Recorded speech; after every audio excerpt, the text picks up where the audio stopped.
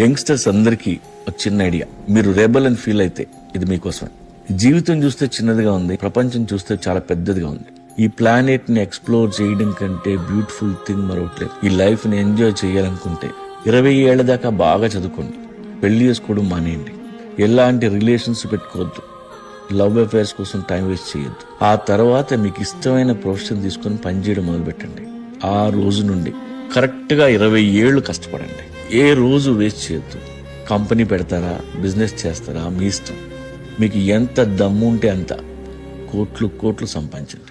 40 తర్వాత మీరు పని చేయకూడదు, ట్రావెల్ చేయండి, అదే మీ పని. దేశాలన్నీ తిరగండి. ఎవడన్నా అడిగితే ట్రావెలింగ్ ఇస్ మై ప్రొఫెషన్ అని చెప్పండి. Travel like a monk but rich monk.